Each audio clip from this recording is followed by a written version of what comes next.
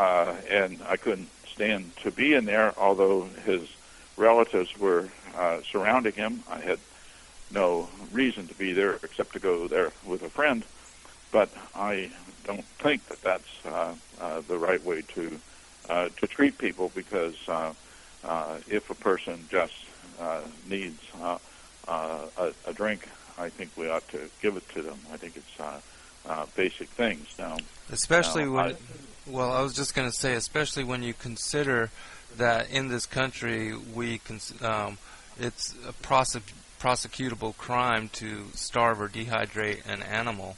It's a criminal felony, and also the Eighth Amendment of the U.S. Constitution protects even criminals from such cruel and inhumane treatment. And yet, because Terri Schiavo was disabled and people devalued her lives, they considered this kind of thing acceptable, when we know that's one of the most horrific ways anybody could die.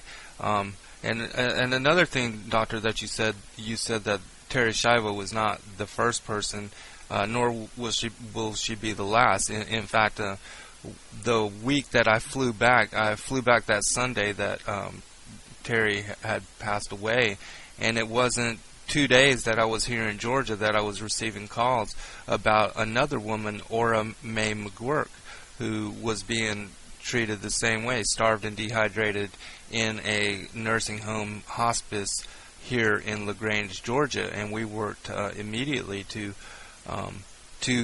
have her released from that circumstance and that situation, and we were able to get her food and water until she died a natural death. And but those kind of things are happening every day in every one of our hospitals across America.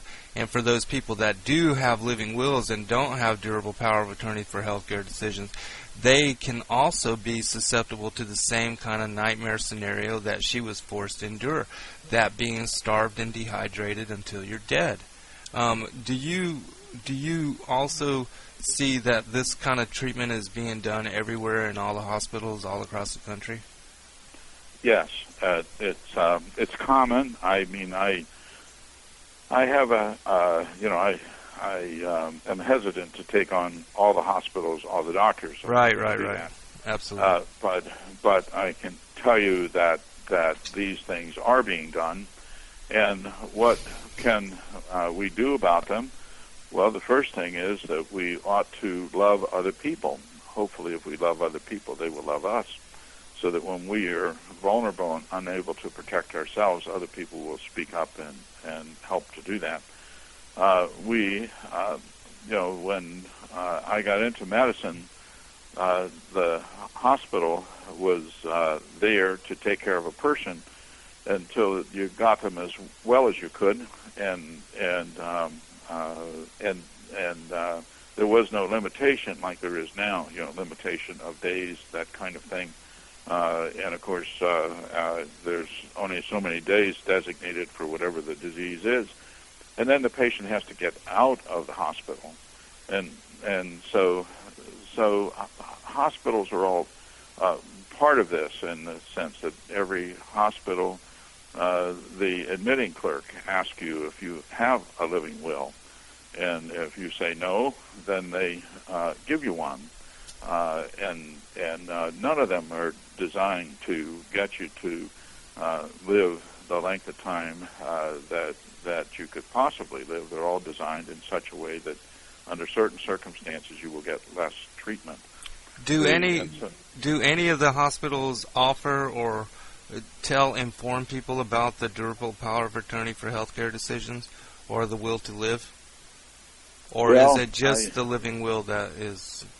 The living will is the one that's there. I think that hospitals do tell people about the durable power of attorney also, but I think that people don't realize the significance of these documents and the differences and the like. I myself, I have a card that we have put together that basically says that when we go in the hospital, depending on our method of worship. I have 3 kinds of cards. One for Catholics where you notify the priest, another one for non-Catholics where you notify the minister, and another one for Jews where you notify the rabbi that you're there in the hospital. And then on the other side are the life support directions that say that you want your life to be protected and preserved. At all times you want food and water, nutrition and hydration. I use those words to make it sound a little more legal. Right. That you don't want anybody to take any vital organs, and you don't want anybody to impose death or hasten your death. The document. Yeah, the document doesn't have to be, very long. And I don't know if you're familiar with the Michael Fund, but the Michael Fund, and you can find them on the internet. The Michael Fund has these cards that, just like I've described for all 3 kinds of methods of worship. And if people just get in touch with them, they will send the cards to them. It's the kind of thing that needs to be signed and have 2 witnesses, signed and dated, have 2 witnesses. And it's the only thing I know to protect your life, because under the Revised Uniform Anatomical Gift Act, it's presumed that you intend to be an organ donor. In Delaware, they introduced a bill that was a presumed consent bill. The presumed consent bill did not go out of committee, thank God, but it would have fulfilled every legal requirement to make you an organ donor unless you refuse, but they give you no way to refuse. So we have invented these little cards that I say invented with a little prayerful skill. We were able to put these together. It's the only way that I know to protect your life and from these things that are going on. I think it's important to realize our life is a gift, and God gives us our life, and God is with us all the time, and we need to live that way. But we also have to realize that we get our life, which is for our own self, but it's for the other people around us.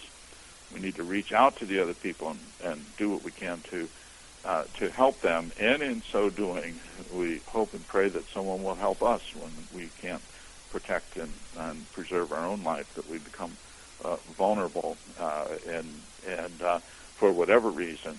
How do we do all of these things? We do like you and I are doing here. We talk to each other. Hopefully, as a result of that, people get more educated. They begin to think and to pray more and to realize how special the person is, to do things to take care of themselves and take care of the other persons. And no one should have a living will. A durable power of attorney is okay.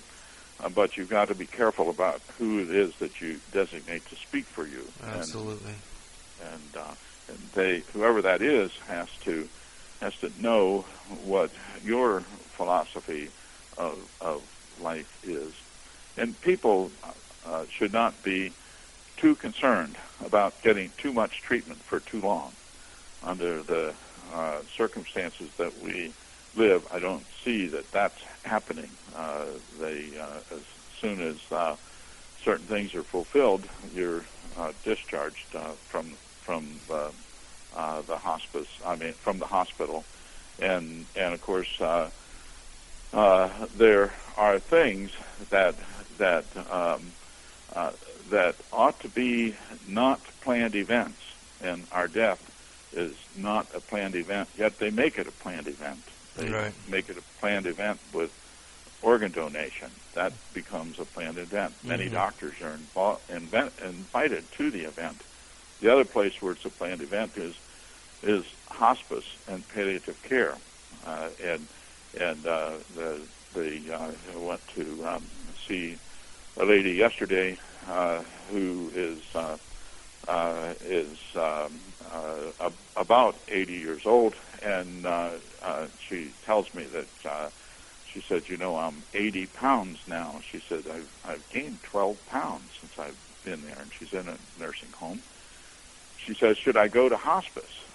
And because people want her to go to hospice. And I'd say, Carol, to go to hospice means that 2 doctors have to say that you will be dead within 6 months, or you can't get into hospice.